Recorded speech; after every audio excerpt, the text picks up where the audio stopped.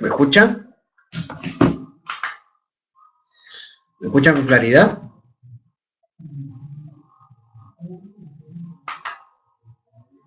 Qué bueno. ¿Me ven con nitidez? ¿Una interferencia?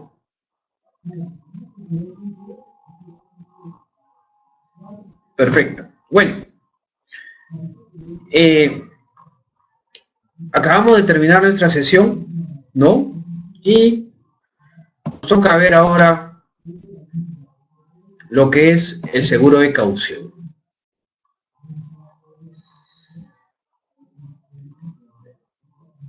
¿Por qué es importante y por qué el tema de ver este seguro, este riesgo que ha sido recogido por parte de la ley? A ver, 6, presentación 7.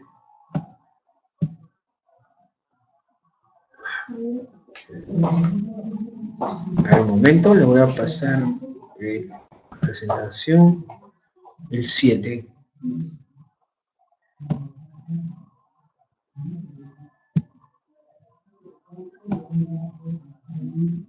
Aquí está. Ya. 6.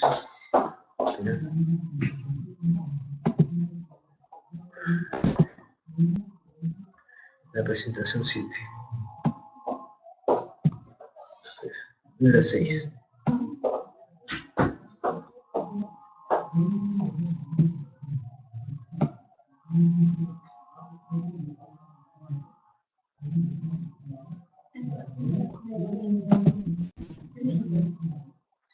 A ver, ahora sí. Perfecto. Ahora sí.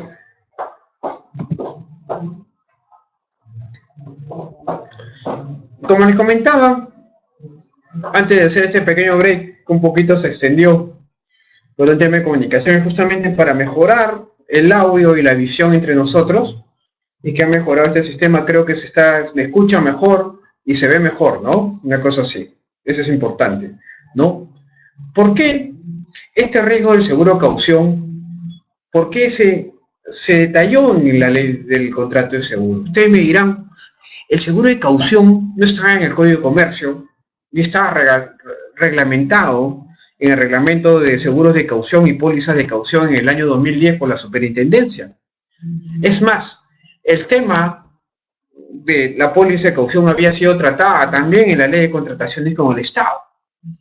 Entonces, la pregunta es, ustedes se dirán, ¿por qué el seguro de caución? ¿Qué es el seguro de caución? ¿No? Partiendo de la primicia, ¿se acuerdan? Y para volver a repetir, justamente la ley se da como consecuencia de ciertos problemas que se dan a nivel macro, a nivel de mercado asegurador. Es una respuesta quizás a los reclamos que habían por parte de los asegurados, ¿no? Y uno de los asegurados o beneficiarios del seguro de caución o la póliza de caución era el Estado.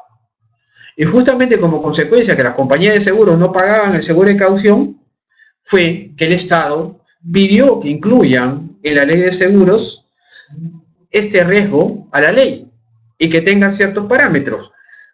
Parámetros que tiene la ley son 3 artículos no más, ¿no? Que define ciertas condiciones que debe tener el seguro de caución.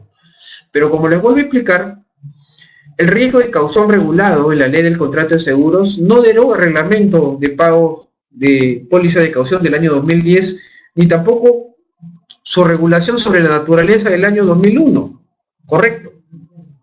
Es decir, es un complemento en sí la ley, así como el reglamento de caución. Pero ahora, el tema es así. El seguro de caución, el riesgo de caución, ¿es un seguro o es una garantía? Porque podríamos decir que el seguro de caución primero es un seguro sui generis, porque a diferencia de lo que nosotros conocemos como aquella prestación que da la compañía de seguros como consecuencia del pago de la prima, que es una obligación de dar, de indemnizar, el seguro de caución más bien no indemniza ni no da un seguro de dar, sino lo que va a cubrir un riesgo de una obligación de hacer o no hacer. Y normalmente el pago no va a ser ni al asegurado ni al contratante. El beneficiario va a ser un tercero. Supuestamente el beneficiado con este seguro, ¿no? Que usualmente es el Estado, partiendo de esa primicia. Es una triangulación totalmente distinta. Acá no opera ni como el seguro de vida, ni como el seguro de autos, ni como el seguro de responsabilidad civil. Usualmente se habla que es un seguro por cuenta ajena, una contratación a favor de terceros, es decir, porque no se, como le vuelvo a repetir, no se va a indemnizar al asegurado, se va a indemnizar a un beneficiario, que es un tercero, ajeno a la relación de la póliza, totalmente, ¿no? ¿Y cuándo se va a dar el origen de este supuesto pago a favor de este tercero? Se va a dar cuando justamente el asegurado incumpla una obligación de hacer o de no hacer. Normalmente que se dan en los contratos de obra, ¿no? Pero ahora justamente a la primicia que yo les señalo acá. El riesgo de caución, desde el punto de vista técnico, es un riesgo de incumplimiento, es un riesgo de insolvencia, ¿no? ¿Y cuál es el fin? Un derecho de crédito, se podría decir, entre comillas, ¿no? Por eso, cuando nosotros hacemos este esquema para que ustedes les tenga claro, ¿no? Acá señala el asegurado y el tomador. Es un contrato por cuenta ajena, ¿no? Lo que refleja más que todo es un derecho de crédito, ¿no? Ustedes habrán visto operaciones de crédito y obligaciones de hacer o no hacer. ¿Qué quiere decir eso? Es decir, por ejemplo, si quiere el asegurado pedir una línea de crédito, el banco le va a decir, oye, está bien, te voy a dar la línea de crédito, pero como tus fondos no son suficientes, necesito una garantía. Necesito una fianza o una póliza de caución de otro banco o de una compañía de seguros. Es decir, sencillamente es la compañía de seguros la que va a afianzar ese crédito que va a tomar el asegurado, ¿no? Por eso es que se habla de una operación de crédito. Pero también, al igual, acá podrán visualizar, ¿no?, que se habla del cumplimiento de una obligación de hacer o no hacer, ¿no? Ahora, justamente a la pregunta de Karina Chávez, Karina, no necesariamente una carta fianza. ¿Por qué? Porque acá hay una gran diferencia. Hay dos tipos de garantía que normalmente se da al Estado, que son las pólizas de caución, ¿no? O las cartas fianzas o las fianzas, ¿no? Son temas distintos. Lo que sucede es que el mismo Estado y la misma superintendencia no sabe diferenciar y no desconoce sobre el riesgo de caución y confunde papas con camotes, ¿no? ¿Por qué? La póliza de caución se rige por la ley de contrato de seguro, su reglamento, el reglamento de caución del año 2010, así como el reglamento del 2001, mientras que las cartas fianzas y las fianzas se rigen por el Código Civil. Son regulaciones distintas e implica ciertas obligaciones y prestaciones distintas. El tema es que con la mucha problemática que hubo, ¿no?, es que supuestamente en el año 2008, cuando se dio una póliza de caución y cuyos coaseguradores eran dos compañías de seguro con una entidad del Estado, resulta que cuando el Estado quiso ejecutar la póliza de caución, ¿no?, la compañía de seguro le manifestó que estos clientes, estos contratistas no habían pagado la prima y como tal la cobertura estaba suspendida. Eso pasó en el año 2008. Entonces justamente yo les comentaba, uno de los preceptos de la ley es que decía que la suspensión de pago de un siniestro por no pago de prima, la suspensión de cobertura no opera en la póliza de caución, porque obviamente en el 2008, cuando no existía la ley, las compañías de seguro dijeron, como es una póliza de caución, se aplica el reglamento de suspensión de cobertura automática. Si el contratista no paga la prima del seguro, no hay cobertura. Y eso fue lo que pasó. Al final a esta entidad del Estado le debieron como 20 millones y están aún en arbitraje, ¿no? Entonces, en esta situación es que el Estado se puso alerta y dijo primero, yo no voy a recibir ninguna póliza de caución, solamente voy a recibir cartas fianzas o fianzas, ¿no? Entonces parte de esa primicia que muchas compañías de seguro emitían una póliza de caución intrínsecamente entre una relación entre la aseguradora y el asegurado, que viene a ser el contratista, ¿no? Pero para el beneficiario, el tomador, que era el Estado, les daba una carta fianza. Es decir, como quien dice, te encubro una póliza de caución a través de una carta fianza, ¿no? Entonces ya, entre comillas, el Estado estaba más tranquilo porque no recibió una póliza de caución. Porque cuando recibía una póliza de caución se le paraban los pelos.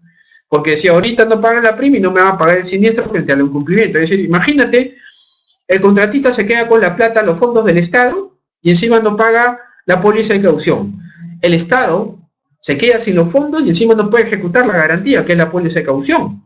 Es por ello, en ese sentido, que hay que diferenciar claramente qué es una póliza de caución y qué es una carta fianza, ¿no? Es un tema totalmente distinto. Al fin de caso es una garantía, es cierto. Yo considero que es una garantía también, ¿no? Pero les comento el por qué se dio esta figura. Ahora, acá, justamente como riesgo y como un seguro, existe también un interés asegurable, un riesgo y un daño, ¿no? El interés asegurable, ¿de quién es? Del tomador, porque obviamente es una obligación por parte del tomador de hacer o no hacer, ¿no? El riesgo, aquella posibilidad del incumplimiento por parte del tomador, y el daño es el incumplimiento. Es decir, ¿por qué? Ustedes saben que cuando, por ejemplo, sale en licitación una obra pública y gana el contratista, el Estado le va a pedir, obviamente, garantías por los fondos que le va a dar para hacer la obra, porque obviamente el Estado no le va a dar la entrega en dinero en efectivo, ¿no? Sin que tenga un respaldo que frente al incumplimiento de no cumplir con la obra, ¿a dónde ejecutar? ¿No? Entonces, partiendo de esa primicia, les podría decir que existen tres tipos de, entre comillas, pólizas de caución o cartas fianzas. Una es la llamada de adelanto directo, la otra es de adelanto de materiales y la otra es de fiel cumplimiento. ¿Cuál es la diferencia de cada uno? El tema bien sencillo. El adelanto de materiales es justamente los fondos que da el Estado al contratista para que pueda construir la obra, el dinero para que pueda construir los ladrillos, comprar los ladrillos, hacerle el cemento y hacer la obra, ¿no? Hacer los acabados y todo lo que se necesite. Mientras que el otro tipo de fianzas, que no es el adelanto de materiales, sino es el adelanto directo, es para los gastos logísticos. ¿Qué quiere decir? Por ejemplo, pago de planillas, seguro complementario y trabajo de riesgo, y todo aquello que se devenga, ¿correcto? Y la de fiel cumplimiento, como su nombre lo dice, es fiel al cumplimiento del contrato, ¿no? ¿Y cuál es la diferencia? Mientras que las dos primeras fianzas, las que son de adelanto de materiales y adelanto directo, se van amortizando durante la ejecución del contrato, es decir, porque, entre comillas, el fondo o el dinero, entre comillas, tú lo vas reduciendo en el tiempo de la ejecución, porque es obviamente, si tú haces la obra, vas a utilizar el dinero que te da el Estado. Y si tú ejecutas la obra, la fianza se va a ir reduciendo, porque estás invirtiendo el dinero que te dio el Estado en la obra. Y justamente el riesgo de la obra en caución es cuando justamente al no hacer la obra, la póliza o la fianza se están renovando por el mismo valor, porque lo lógico sería que en el tiempo se vaya reduciendo, porque si va reduciendo te dice, ok, todo está bien, se está haciendo la obra, se está invirtiendo. La problemática es cuando tú estás renovando las fianzas de adelanto directo de materiales por un mismo monto y estas se renuevan cada 3 meses, ¿no? ¿Y qué sucede? Si tú ves que efectivamente no hay una disminución de la fianza o de la póliza de caución, es obviamente que el contratista está incumpliendo con la obra, no está haciendo la obra. ¿Y cuál es el riesgo? Si el contratista no ejecuta la obra, el Estado le resuelve el contrato. Y al resolver el contrato, va a ejecutar esas fianzas. ¿Y a quién le va a ejecutar esas fianzas? ¿Esa póliza de caución? ¿A la compañía de seguros o al banco? ¿No? Y lo primero que va a ejecutar es aquellos fianzas o pólizas de caución de adelanto, porque son fondos, es dinero que le han entregado. Y la única manera de evitar, entre comillas, no pagar a la entidad, es que, por ejemplo, el contratista obtenga una medida cautelar a nivel de Poder Judicial o a nivel arbitral, que ordene que la entidad no ejecute ello, sino, entre comillas, tanto la aseguradora como el banco, ¿no? Porque acuérdense, el banco emite fianzas, la compañía de seguros puede emitir también pólizas de caución y cartas fianzas, ¿no? Pero ¿qué sucede? ¿Por qué tienen que pagar? ¿Por qué tienen que pagar ellos a solo requerimiento? Porque de acuerdo a la ley, el artículo 34 de la Ley de Contratación del Estado, así como el artículo 169 de su reglamento, Y el reglamento de cauciones, el reglamento también de la póliza del seguro, de contrato de seguros, establece que este tipo de garantías tienen una naturaleza que es de ser incondicional, solidaria y a solo requerimiento por parte de la entidad. Es decir, tanto el banco como la compañía de seguros no puede oponerle ningún tipo de discusión ni pedirle información frente al requerimiento. Es por eso que estas garantías tienen que tener estas características, así como las pólizas de caución. Esa es la gran diferencia, porque entre comillas, frente al incumplimiento por parte del contratista, ¿qué es lo que va a suceder? El Estado va a voltear, ya sea el banco o la compañía de seguros, para ejecutarle o esta fianza o esta póliza de caución, ¿no? Partiendo de esa primicia. Pero ¿qué es lo que sucede? La tercera fianza o la tercera póliza de caución que hablamos de fiel cumplimiento es la que se emite desde la contratación hasta el término del contrato. Ella no varía en el tiempo, porque si bien es cierto, las dos primeras pueden ser por un tope de 20 o 30% de la obra o 30 o 40% de la obra, de acuerdo a cuál se pacte, esta fianza de fiel cumplimiento es solo por el 10% del contrato. Es decir, y esta no va a variar en el tiempo. Es decir, si por ejemplo el contrato es por $100.000, la fianza de fiel cumplimiento va a ser por 10.000. Correcto. ¿Y qué va a pasar? Si el contratista no cumple la obra, el Estado primero ejecuta los adelantos.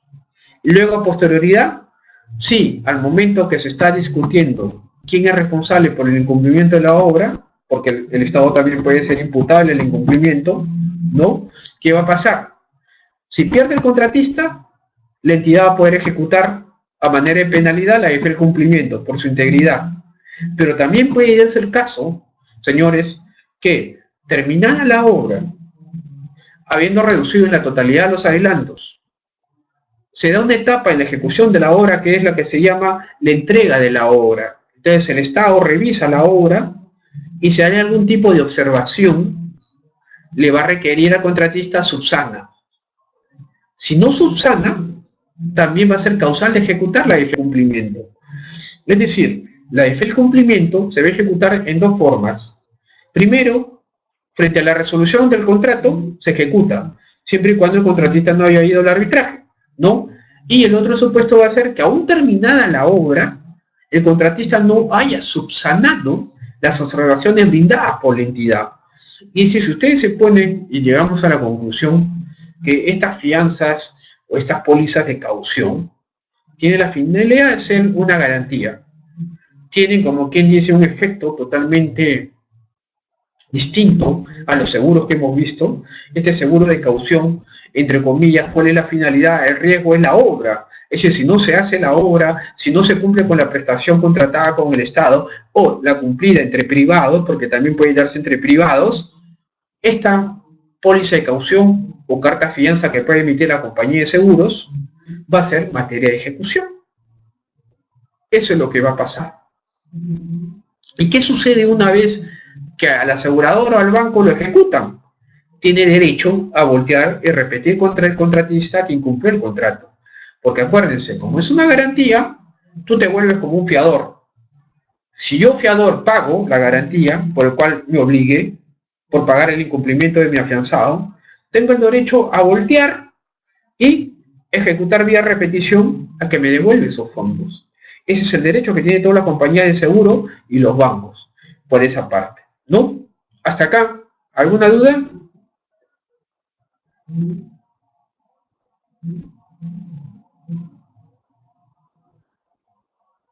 Dime, Karina.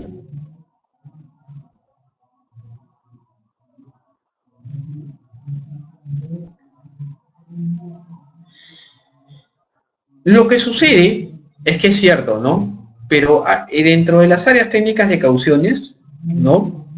¿Qué sucede? Hay una área de suscripción.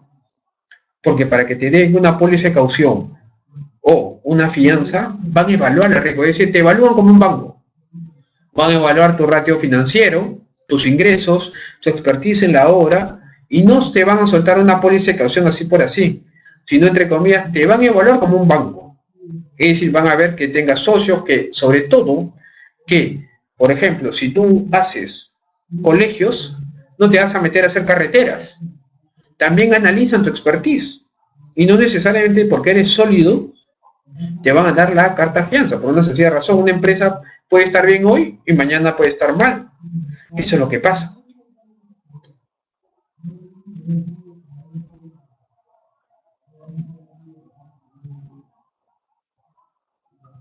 ¿Fonavi o Fogapi?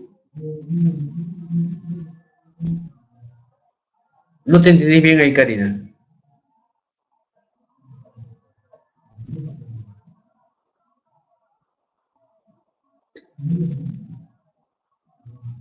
¿Fogapi?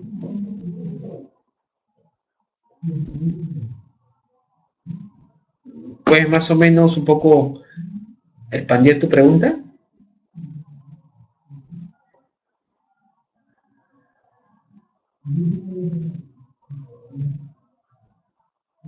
¿Ahí me escuchas, Karina?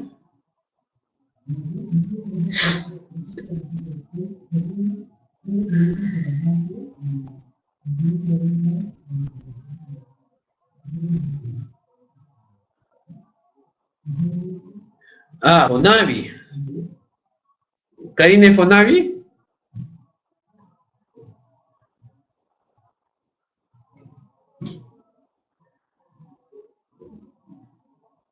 Fogapi.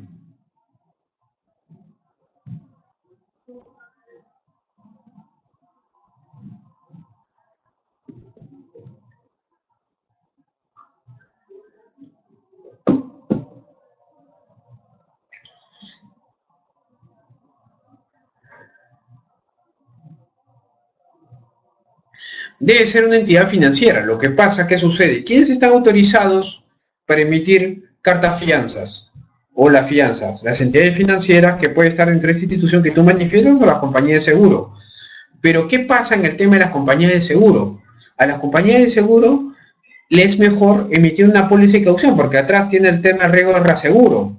En cambio, ¿qué sucede? La solvencia de emisión de las pólizas de caución es distinto a emitir una carta fianza o una fianza, porque emitir una fianza es actuar contra el patrimonio de la aseguradora, es decir, como que tú tienes una línea de crédito y a más fianzas que emitas, tu línea de crédito se va cortando porque no puedes afectar el patrimonio de los asegurados. En cambio, la póliza de caución no, porque tienes el reaseguro. Esa es la diferencia. Y eso es lo que sucede. Es decir, esta entidad, si es una entidad financiera autorizada por la superintendencia, también puede emitir carta fianza, pero tiene que estar autorizado por la superintendencia.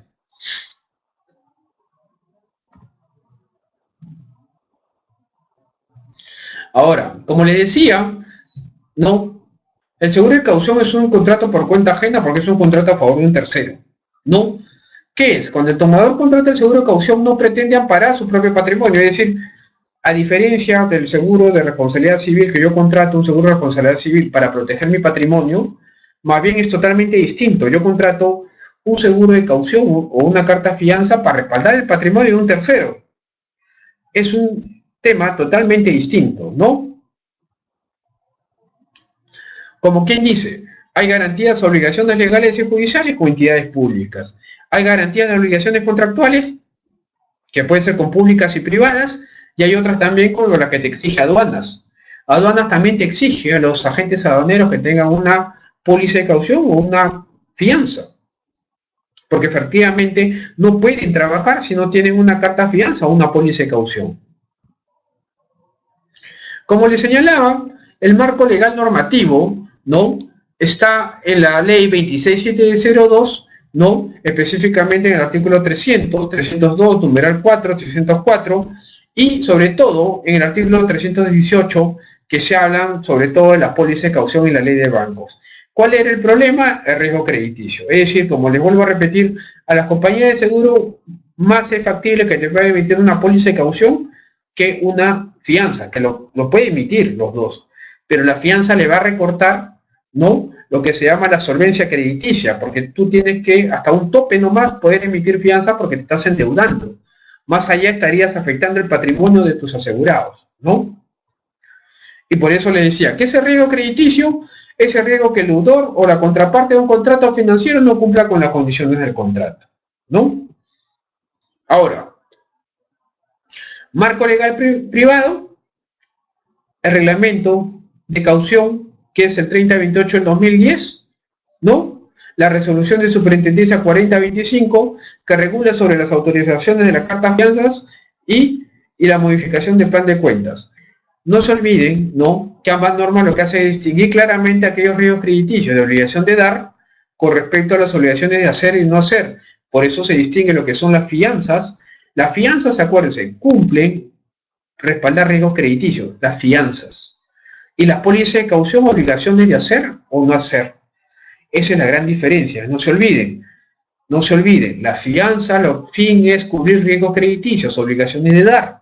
Más bien las obligaciones de las pólizas de caución no, sirven para cubrir aquellas obligaciones de hacer o no hacer, ¿no?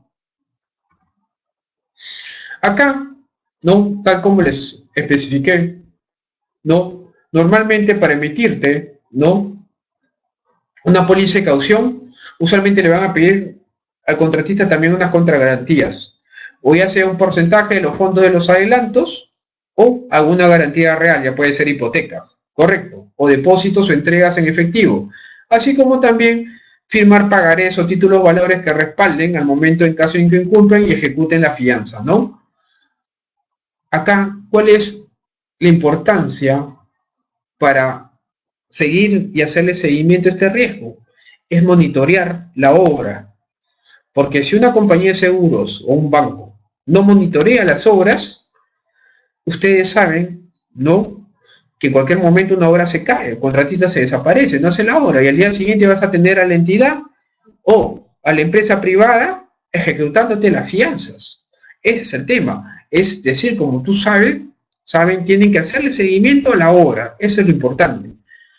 Como tal y como les he comentado, la póliza de caución sirve para garantizar obligaciones de hacer o no hacer, ¿no? ¿Qué es lo que yo les puedo decir? Creo yo que la ley de contrato de seguros no era la correspondiente para regular el seguro de caución. El seguro de caución estaba bien regulado con su reglamento y si querían perfeccionar algunos detalles o alcance, debieron ampliar los alcances del reglamento de póliza de caución. No ingresaron a la ley de contrato de seguros. Ese es el aspecto, ¿no? En cambio, como les digo, creo yo, ¿por qué? Porque imagínense, cuando ustedes leen la ley de contrato de seguros, uno de los artículos que señala la ley es que dice que la aseguradora o la entidad financiera no puede, entre comillas, dejar primero de cubrir un siniestro por falta de pago de prima. Es decir, ¿y sabes lo que sucede? Sucede que el contratista solo te paga la prima en la primera emisión, en la renovación no te paga. ¿Por qué? Porque saben que tú la tienes que seguir renovando. Porque también una causal de no renovación es que te ejecuten la fianza. Es decir, el contratista, entre comillas, se salva en todas. Primero, se puede no hacer la obra, se queda con los fondos, no paga la prima y encima te congeló totalmente, así como dice Isabel. Y peor, la compañía de seguros tiene que seguir cubriendo el riesgo a pesar que no le pagan la prima. Y ustedes saben que por la póliza de caución no se puede aplicar lo reglamentado por el tema de suspensión de pago de cobertura por falta de pago de prima, ¿no? Y aparte, algo más, Leonino, te dice que la póliza de caución seguirá vigente hasta que la entidad decida. Es decir, te puedes quedar eternamente en una póliza renovándola en el tiempo sin que recibas pago de prima por 5, 10, 6 años. Es una locura, ¿no? Eso es lo que sucede. ¿Alguna pregunta?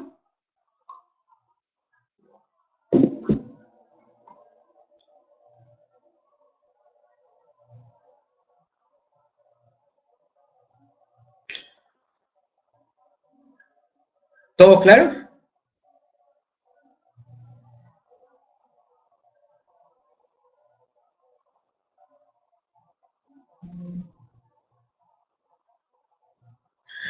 No, justamente hay una normativa que les precisé al costado, ¿no?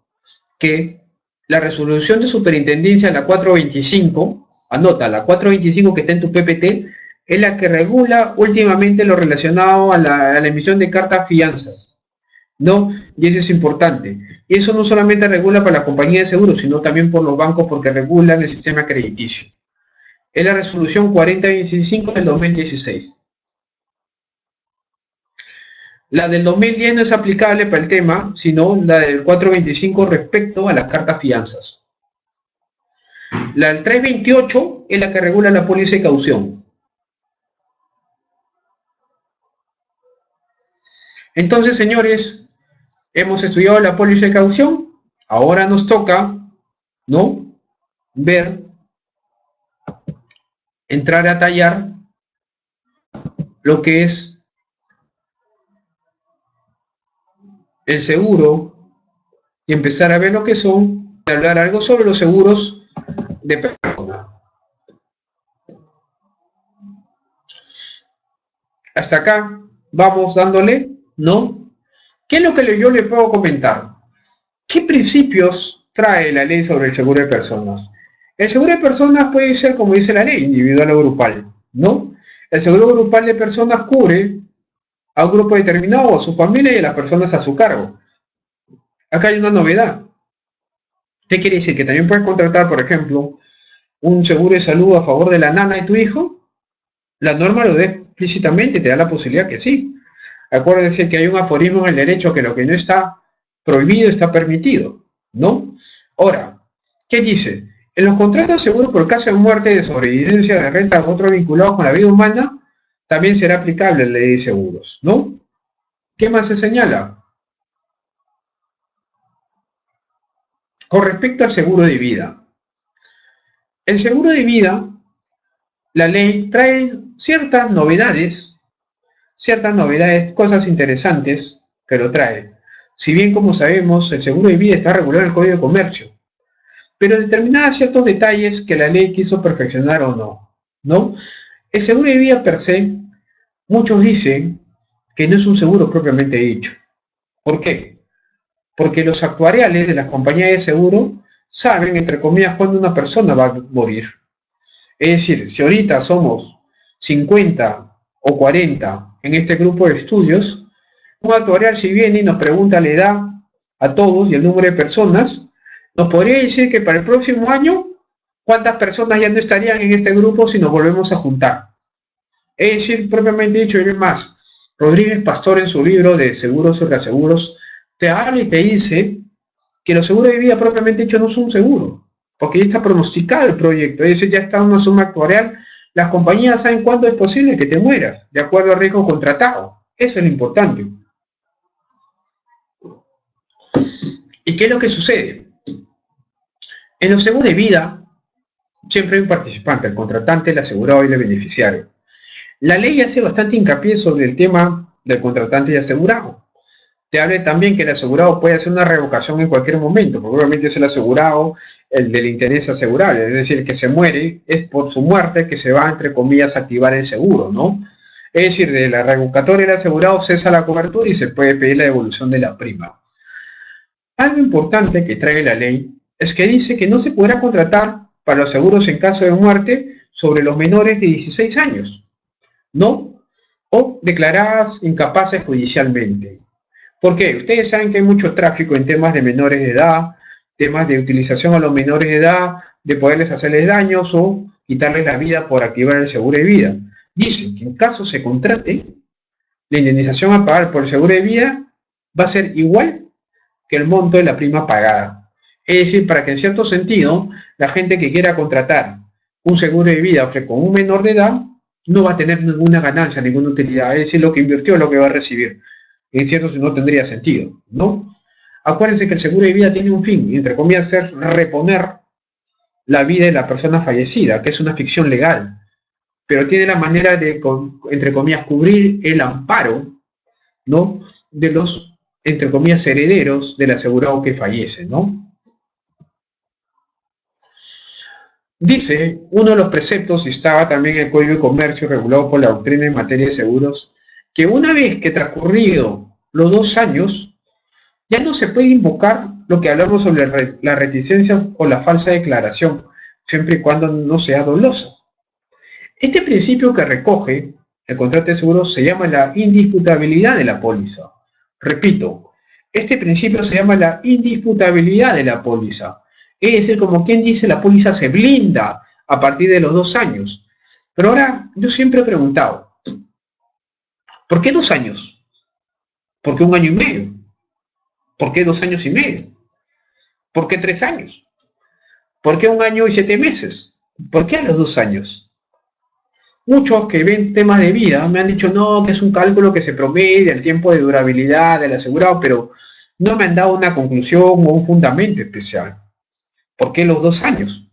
Porque a partir de los 2 años ocurren varios supuestos. El primero es blindar la póliza por el tema de la indisputabilidad, que no es factible actuar por la reticencia o la declaración.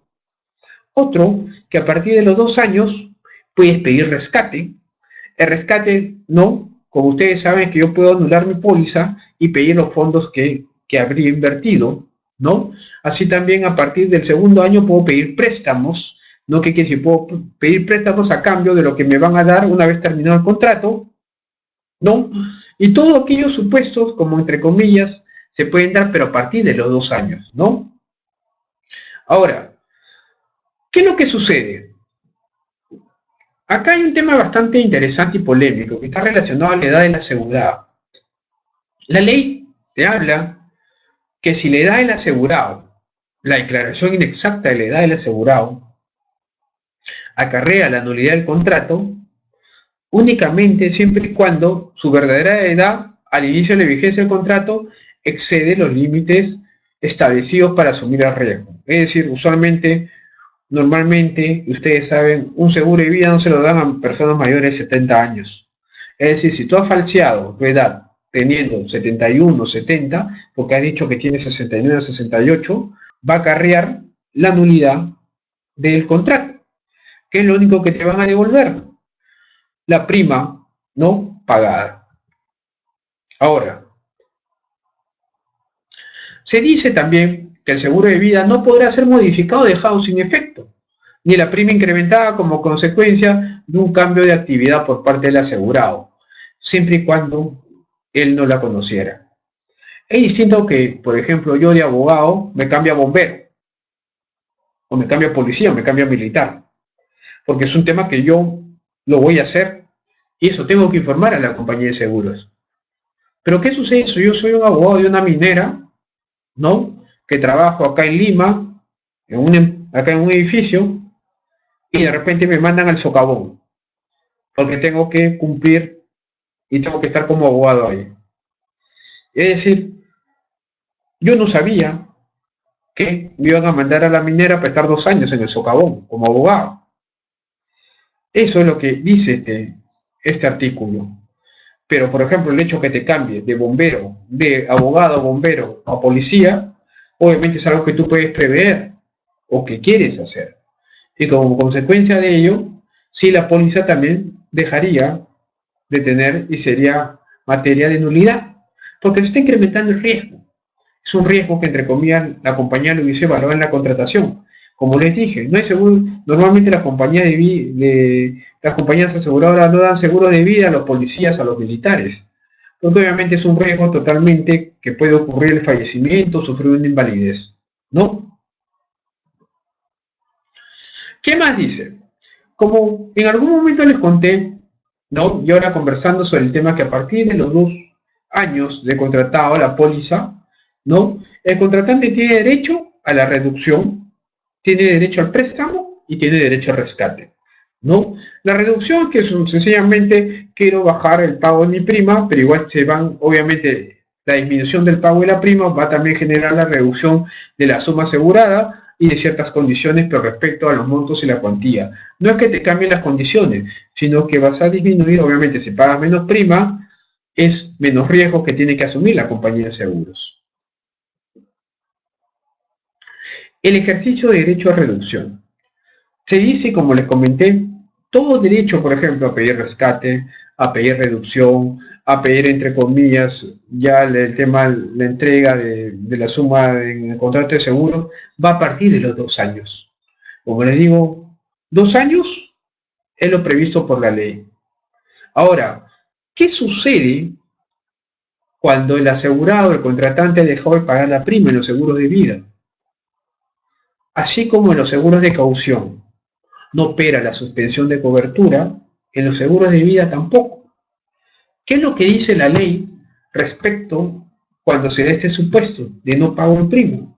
Sencillamente te presentan y te dicen que frente al pago de prima hay una reducción del seguro. Ahora, el tema que genera la imaginación era ¿qué se debe entender por reducción del seguro? Modificar, reducir las condiciones, las sumas aseguradas, cambiar las condiciones. La ley en sí no lo determina, pero yo creo que más allá no podría darse un tema de cambio de condiciones, quizás de reducción. Y si en caso hubiese ocurrido un siniestro, la aseguradora tiene el legítimo derecho a compensarte las primas pagas frente a la indemnización en materia de pago a los herederos o beneficiarios de la póliza. Porque ustedes saben que en los seguros de vida lo que va a primar, ¿qué es? Va a primar la declaratoria del beneficiario. Yo puedo contratar y puedo dejar como beneficiaria a mi vecina. Es totalmente válido, porque es entre mi voluntad como asegurado. Ese es el tema, ¿no? No se extrañen, ¿no? En Estados Unidos, por ejemplo, aseguran a los perros, a los gatos, ¿no? Lo dejan como beneficiarios.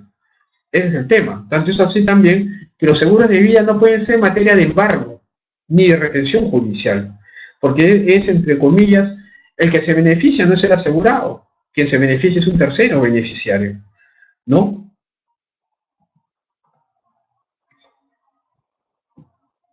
Con respecto al derecho a reducción en lo que conversamos, también lo puede solicitar, como se dice, la reducción del seguro lo puede solicitar el contratante, ¿no? El contratante también puede solicitar la rehabilitación de la póliza en caso se deje abandonar y se deje pagar, pero no es un tema de suspensión, porque le digo, en caso ocurra un siniestro, lo que va a pasar es que se va a compensar la premia impaga con el monto indemnizado. Ahora, como les comenté, uno tiene el derecho al préstamo. Es decir, si por ejemplo estás al año 10 y tienes un monto, no más o menos de $5.000, tú puedes pedir que te adelanten $2.000, ¿no? Una cosa así.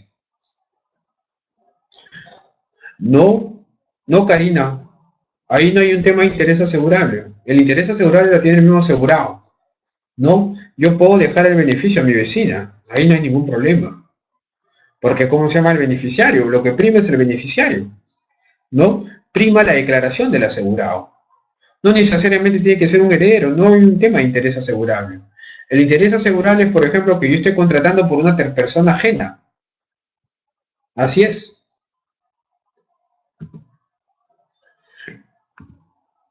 Y en caso, justamente lo que le comentaba, si al fallecimiento del asegurado no hay beneficiarios designados, se entiende a quién le vas a pagar, a los herederos legales, ¿no? Por eso, lo que importa es en sí tu declaración de beneficiarios, ¿no? Y la designación de beneficiarios debe constar por escrito en la póliza y se puede notificar a la compañía después del evento, entendemos, del siniestro, ¿no? A ver, y como les digo, esto es lo que respecta al seguro de vida, ¿no? En las novedades que trae esta ley del contrato de seguros. No se olviden que siempre a partir del segundo año se genera lo que se llama la indisputabilidad de la póliza. ¿Qué quiere decir? El blindaje de la póliza y a la generación de ciertos derechos, ¿no? Si no deja beneficiario, milagros, se le paga a los herederos legales. Así es.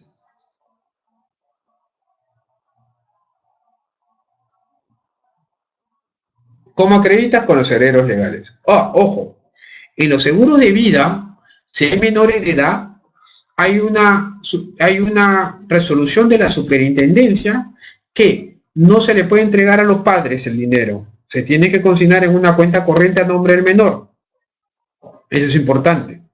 Es decir, aun cuando se haya, entre comillas, dicho que el beneficiario sea los padres en caso de un menor de edad, lo importante ahí, señores, es que si hay menores de edad, la indemnización se debe crear un cheque a nombre de los menores de edad y depositarlo en una cuenta corriente.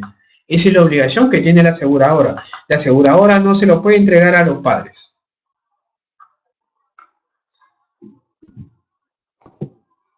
Vamos a pasar a revisar qué es el seguro de salud.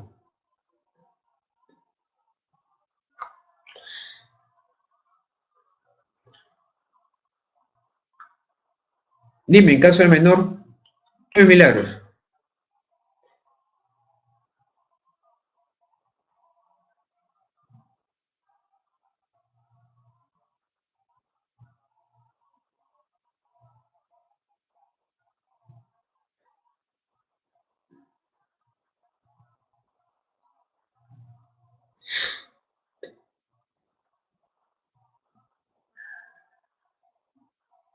No necesariamente. Una vez que la compañía consigna el monto en la cuenta corriente bancaria, los padres pueden pedir la autorización judicial para disponer de esos bienes, porque se entiende que la indemnización a menores de edad es como pagar a un tercero.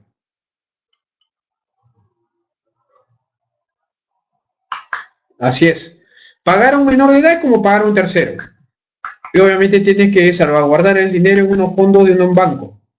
Ya los padres podrán pedirle al juez, al fiscal, la autorización de la disposición de sus hijos, y esa es otra historia. La compañía de seguros debe cumplir de acuerdo a lo que dice la superintendencia. Correcto, en el Código de Niños y Adolescentes y en el Código Civil. Si hay necesidad de los estudios de la alimentación, un juez va a autorizar que se disponga de esos fondos. Dale, perfecto.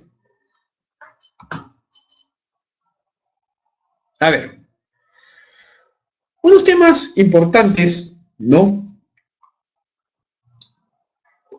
Que trae la ley de seguros es respecto al seguro de salud y al seguro de accidentes personales. ¿Por qué tanta polémica con el seguro de salud? Quizás por el problema de las enfermedades preexistentes, ¿no? Que tanto lo escuchamos, es decir, antes de la ley, no antes de esta ley de 2003, sino antes de la ley del 2016, al fin y al cabo, todo el tratamiento de preexistencias. Es decir, nada te cubría porque todo era preexistente. Es decir, preexistente quiere decir una enfermedad que está vigente y que no ha sido tratada o superada antes de la contratación del seguro. Correcto. Y como tal, la compañía no tenía la obligación de cubrirte. Eso era lo que pasaba. Pero ¿qué pasó? Resulta que obviamente tuvo una incidencia un padre de la patria en el año 2005-2006. ¿Por qué? Le voy a contar por qué esta problemática en los seguros de salud, ¿no? En el año 2005-2016, un padre de la patria, pues, venía de un seguro colectivo del Congreso, ¿no? Y cuando quiso pasar y dejó de ser congresista, tenía que contratar un seguro de salud particular. Y resulta que el seguro particular lo quiso contratar con la misma compañía de seguros que tenía la póliza colectiva en el Congreso. ¿Y qué pasó? Resulta que él contrata todo y justo cuando tiene una dolencia, una enfermedad preexistente que tuvo como congresista, la compañía de seguro le dijo que no le iba a cubrir porque era una enfermedad preexistente. Ahí saltó el problema. Dijeron, ¿cómo es posible que una compañía de seguros que me vio mi enfermedad cuando me la dio cuando debuté, luego cuando paso a la misma compañía de seguros pero con otro contrato de salud, me dice que no me va a cubrir? Entonces, frente a esa situación, salió una ley en el 2016, que fue la primera ley, por el cual si alguien que fue, entre comillas, atendido por una compañía de seguros y luego toma otro tipo de seguro de salud con la misma compañía, la compañía de seguros tiene la obligación de coberturar ese tipo de enfermedades y no asumir que son preexistentes. Esta ley solamente regula, entre comillas, la continuidad de las preexistencias, pero a través de una misma compañía de seguros. ¿Correcto? Eso es lo importante. Esa es la primera ley que sale en el 2016. Pero ahora, ¿qué pasa? Es decir, ¿no podías hacer continuidad con otra compañía de seguros? No. ¿Podías hacer cruces entre una póliza de seguros con una EPS? Tampoco. Estamos en el 2016. ¿Qué pasó con posterioridad en el 2009? Ahí nace y sale una ley de la EPS. Pero continuamente con la ley de la EPS del 2009, acuérdense, aparece la ley, ¿no?, universal, la 29344. Esta ley 44 lo que establece y dice que primero se determina la definición de enfermedad preexistente. Se determina como enfermedad preexistente como aquella enfermedad, ¿no?, entre comillas, que tiene que ser determinada por un acto médico, es decir, por un diagnóstico y de conocimiento del asegurado. Es decir, nadie te podía salir con la sorpresa de que tú, entre comillas, siempre te aleguen que la dolencia es anterior al contrato de seguro de salud, porque ese era lo clásico. Todo era preexistente, todo era antes de la contratación de salud. O sea, ¿qué quiere decir ello? Que todo, nada te iban a cubrir. Entonces, esta ley de la EPS se manifestó y únicamente respecto a las EPS se manifestaron, ¿no? Que efectivamente, ¿qué era la definición de preexistencia? Y se manifestó que las preexistencias tendrían que ser atendidas entre las distintas EPS que se puedan dar entre distintas compañías de seguro. Es decir, por un momento tenemos una ley que regula la continuidad de preexistencia ante la misma compañía de seguros, sale la ley de EPS del 2009 que dice que tiene que haber continuidad entre las EPS del mercado asegurador, pero no te habla nada si es factible o no entre pólizas de seguro y EPS, no te habla nada de ello. Recién en el 2010 aparece una ley sobre salud, que acá lo que hace es una ampliación a la del 2016, que te dice que ahora la continuidad de la preexistencia no solamente se va a dar en el ámbito de una compañía de seguros, sino entre todas las compañías del mercado. Es decir, la esfera se va a dar. Es decir, ya tenemos lo que se llama la EPS, ¿no? Que esa manera, entre todas las compañías de seguros del mercado, tenemos la ley de seguros de salud del 2010, entre todas las compañías del mercado, correcto, viendo ese punto de vista, pero ahora hasta ese momento no se hablaba si era factible cubrir las preexistencias entre EPS y pólizas de seguro, y menos que se dé entre todas las compañías del mercado asegurador. Esa es la novedad que trae la ley de seguros. ¿Qué te dice la ley de seguros? La ley de seguros te habla justamente, ¿no?, de este aspecto. Te habla, entre comillas, te define lo que es la preexistencia, pero complementa la definición de la ley de EPS del 2009, te señala y te precisa. La preexistencia va a ser, ¿qué cosa? El diagnóstico médico, con conocimiento del asegurado, de una enfermedad no resuelta hasta antes de la contratación. El cáncer, por ejemplo, no sería una preexistencia si es resuelto, partiendo de esa conclusión. Lo que sí sería preexistente es, por ejemplo, que tengas diabetes, hipertensión, porque eso sí son preexistencias, ¿correcto? Ahora, ¿qué diferencia hay entre un seguro de salud y un EPS? Son temas distintos. La EPS fue creada como un tema de delegación de facultades de salud a los privados, para que puedan brindar servicios de salud, ¿no? Mientras que en el caso de los seguros de salud se rigen por la ley de seguros, asumen riesgos. Entonces no brindan, como quien dice, prestaciones propias de salud, sino lo que asume el riesgo que es respecto a la salud, integridad física y de salud del asegurado. Es así de sencillo. Esa es la gran diferencia. La ley de seguros, como les dije, complementa la definición de preexistencia, que eso es lo importante. Pero ahora lo más importante, el reglamento de salud ya te habla, y justamente hay una ley de enero del año pasado que ya te da la posibilidad de lo que se llaman las preexistencias cruzadas. ¿Qué son las preexistencias cruzadas? Quiere decir que lo que yo me traté en una EPS puede continuar en una póliza de compañía de seguro, aun cuando sea distinta a la que fue la EPS, es decir, que fue la EPS Mafre, y yo contrato un seguro de salud con RIMAC, ¿no? EPS póliza, compañías distintas, también sería factible el tema del cruce y las preexistencias, ¿no? Es decir, la continuidad de la misma. Obviamente es lógico que te van a regular el tema, ¿no?, del primaje, ¿no? Correcto. Dime, Milagros.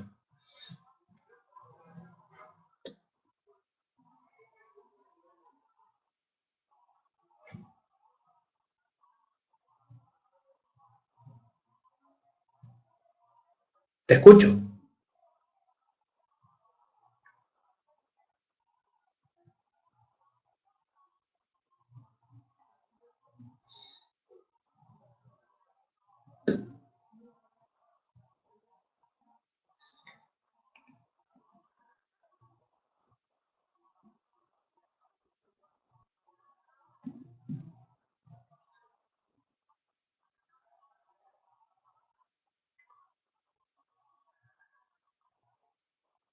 Correcto.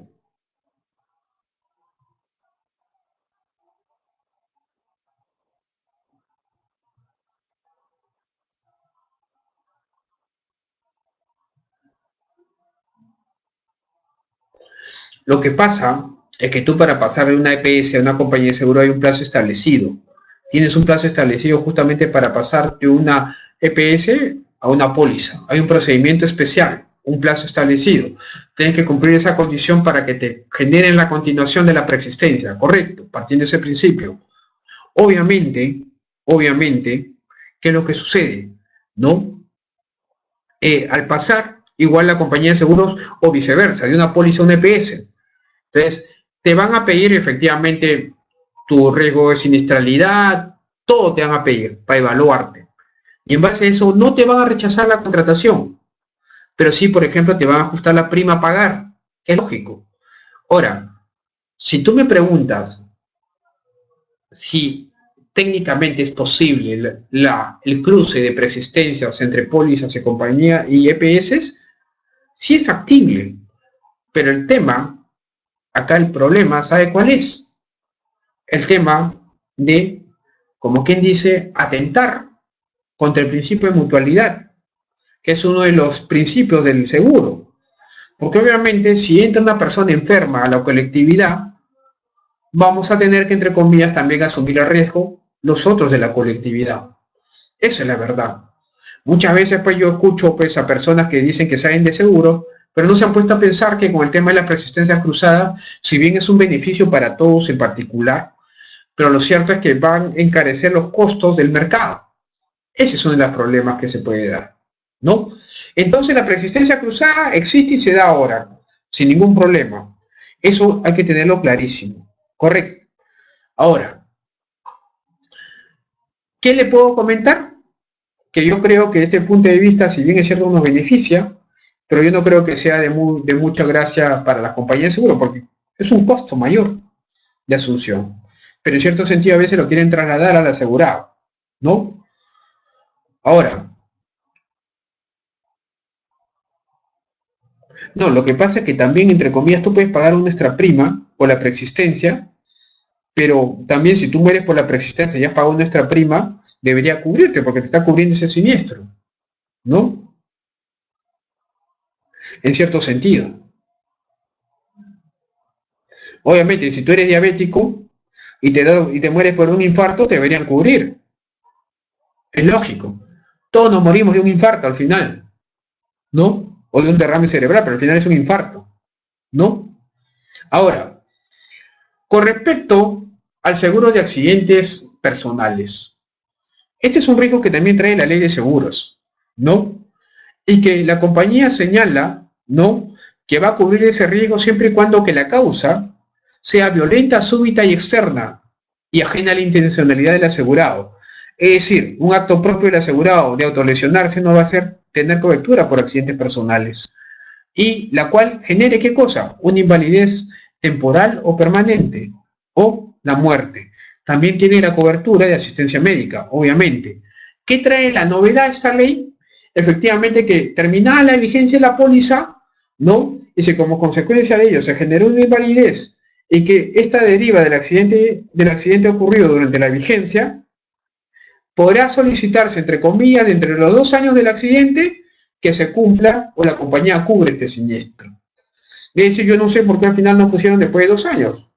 Si es un tema contractual deberían ser 10, no 2 años. Porque la ley dice que las reclamaciones derivadas de un contrato deben ser 10. Yo creo que han debido pactar, si querían asegurar que el reclamo del asegurado sea por un tema de 2 años, debería haberse regido, que debería regirse por los 10 años, ¿no? Bueno, ¿qué les puedo comentar? Acá muchas gracias por su atención y su participación, ¿no? Yo por mi parte tenemos minutos para poder conversar, ¿no? Cuéntenme preguntas que quieran hacer, estoy totalmente llano, ¿no? Y gustoso de poderle responder. Dígame.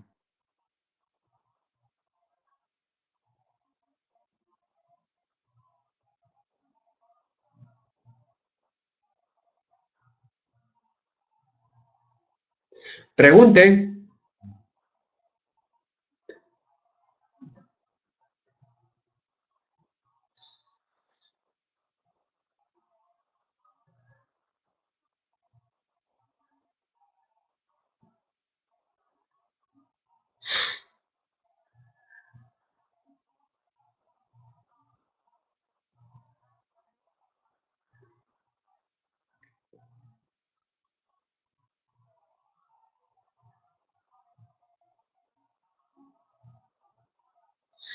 ¿Qué parte no estuvo claro? ¿O qué parte no pudiste escuchar?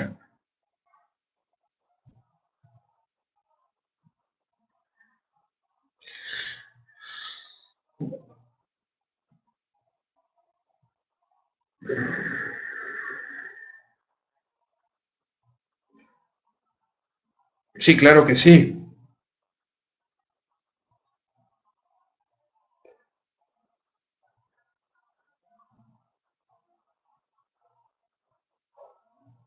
Lo que pasa es que cuando recién contratas un seguro, ¿qué es lo que sucede? Hay un periodo de carencia, pero por ejemplo, frente a una emergencia, sí puedes atender a tu hijo, pero temas de emergencia. La definición de emergencia quiere decir cuando hay una situación de peligro respecto a la vida y salud del asegurado.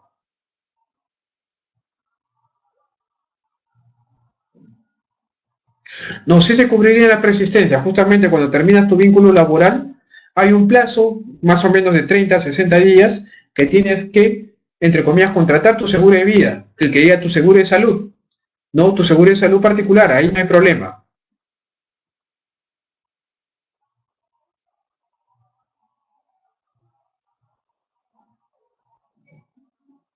Sí te cubrirían las persistencias. Sí, Sheila. Un afiliado pues, se puede usar de emergencia de salud. Lo que pasa es que si tú tienes un trabajo donde se está aportando de salud, si bien te estás aportando a través de seguro, sí podrías tú, primero, que entre comillas, la emergencia te la debe cubrir de salud. Por la ley, toda entidad tiene la obligación de cubrir una emergencia, sí o sí, hasta que te restablezcan de la emergencia y te puedan pasar ya a una clínica. Pero no solamente salud, cualquier clínica, te debe cubrir la emergencia.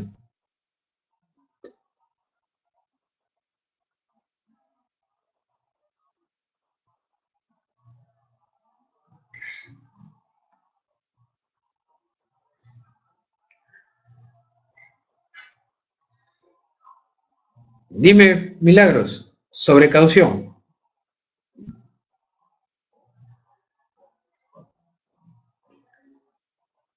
Claro, en el tema de salud se pagaría reembolso, correcto. No te deben exigir pagarte para atenderte. Milagros, dime sobre caución.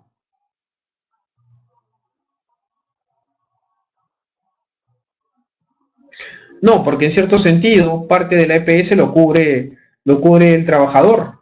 Una parte lo puede cubrir, entre comillas, la cubre el empleador, pero otra parte lo que hace lo cubre el trabajador.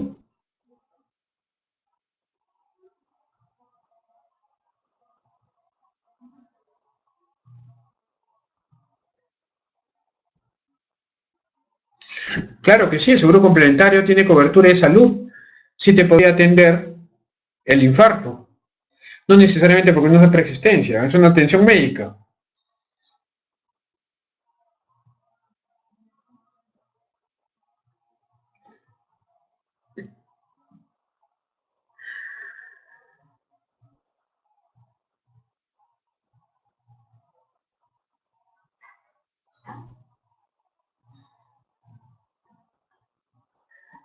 Dime Isabel,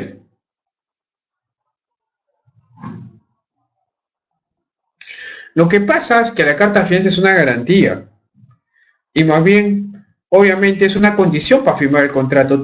El contratista no puede firmar el contrato con el Estado si no ofrece la carta de fiel cumplimiento. Ese es un requisito previo.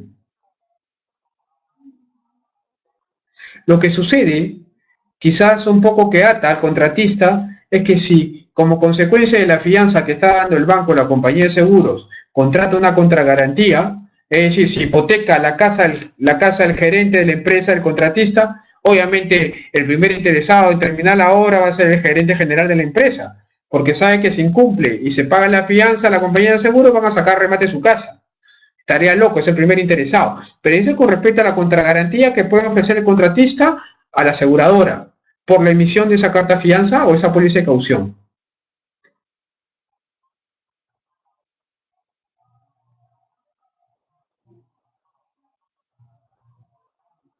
Ambas, contractual y extracontractual.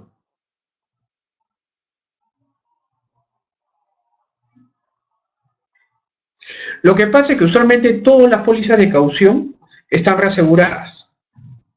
Todo. Sí, claro, la TREC debe tener justamente la póliza de responsabilidad civil.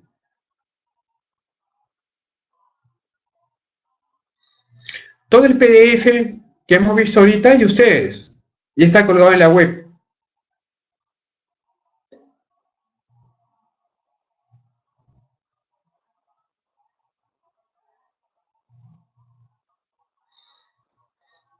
Nada, gracias, Milagros. Un gusto poder haber conversado con ustedes. Dime, Karina, no te entendí muy bien la pregunta.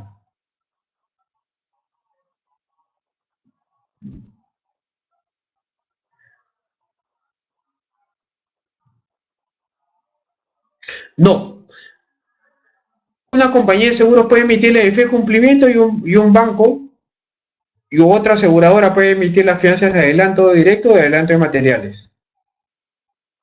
No necesariamente la que emite la EFIEL tiene que emitir los adelantos. Los adelantos pueden estar en una compañía de seguros y la EFIEL en un banco o viceversa.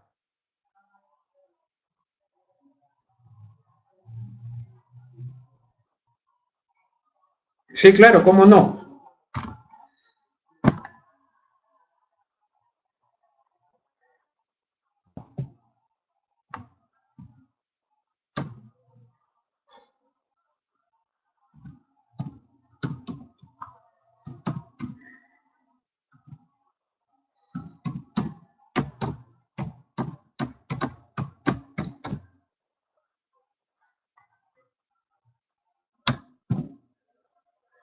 Este es mi correo.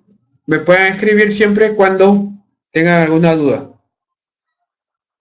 No, por ejemplo, los contratos de servicio no tienen adelantos, tienen fiel cumplimiento. Un servicio profesional, por ejemplo, como el Estado.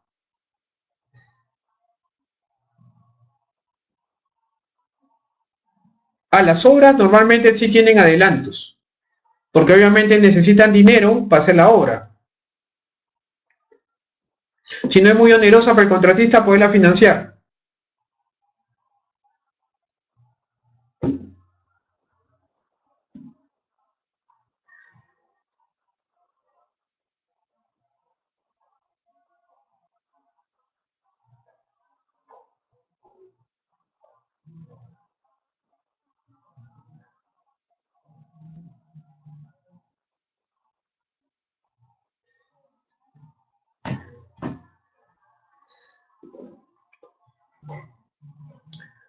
La fianza, ¿qué diferencia entre una fianza y una caución? Una póliza de caución. La póliza de caución se regula por la ley de contrato de seguros, sus reglamentos, ¿no? El reglamento del 2010 y del 2001, mientras que la fianza se rige por el Código Civil, ¿no? Que es un tema totalmente distinto. La póliza de caución es un seguro. La fianza y la carta fianza son, como su nombre dice, sirve también para garantizar, pero son instrumentos netamente civiles.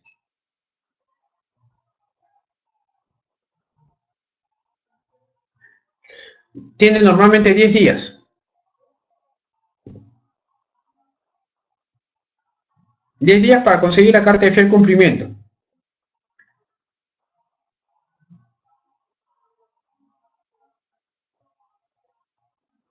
Lo que pasa es que las compañías de seguro también pueden emitir fianzas. También pueden emitir fianzas las compañías de seguro. Los bancos solamente pueden emitir fianzas, no seguros. Pero las compañías de seguro pueden emitir pólizas y fianzas. Sí, son días hábiles.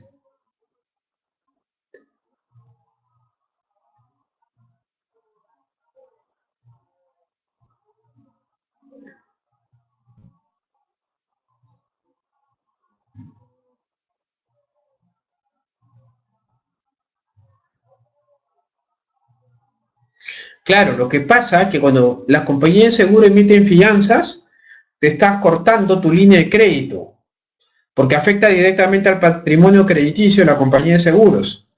Mientras que la póliza de caución no, lo manejas como un seguro, lo reaseguras.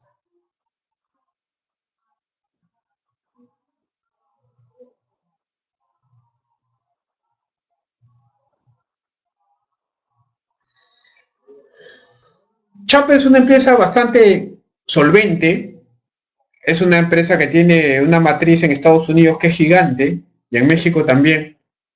Está preparada para asumir este tipo de siniestros. Aparte que también tiene reaseguros en Londres.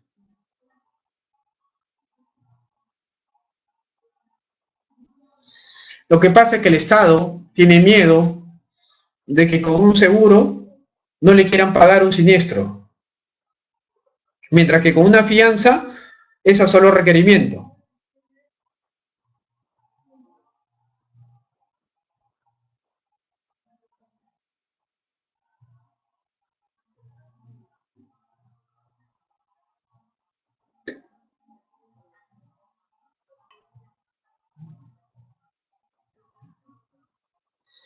¿Más preguntas?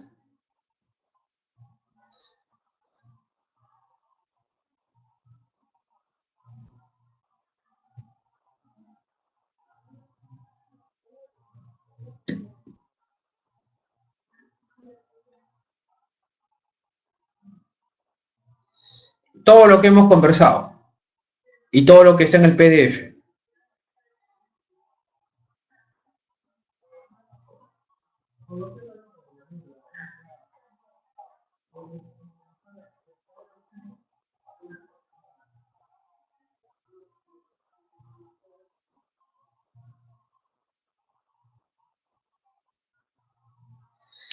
Si desean, les puedo pasar algunos artículos que he escrito sobre seguros.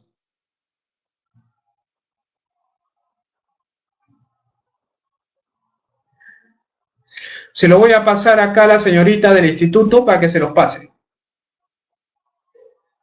He escrito sobre el contrato, sobre el aseguramiento de personas con síndrome de Down, la ley del SOAT, justo el artículo 17 que me comentaron, y sobre los seguros de salud. Ahí se los voy a pasar.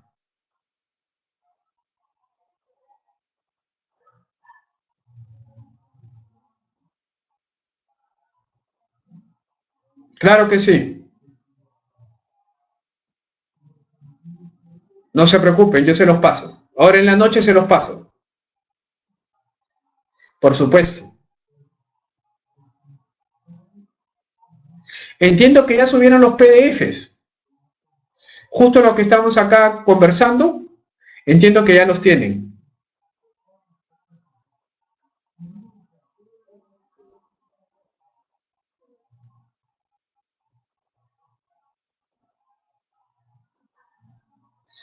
Ha sido un gusto estar con ustedes.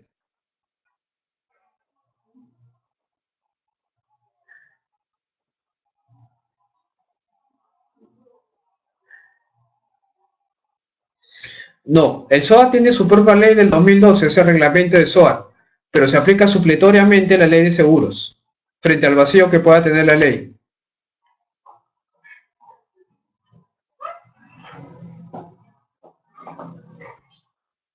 Ahí el PDF les va a ayudar. Gracias a ustedes. Ha sido un gusto. Estaremos en otro curso. Gusto escucharlos. Cuídense bastantes. Fuerte abrazo.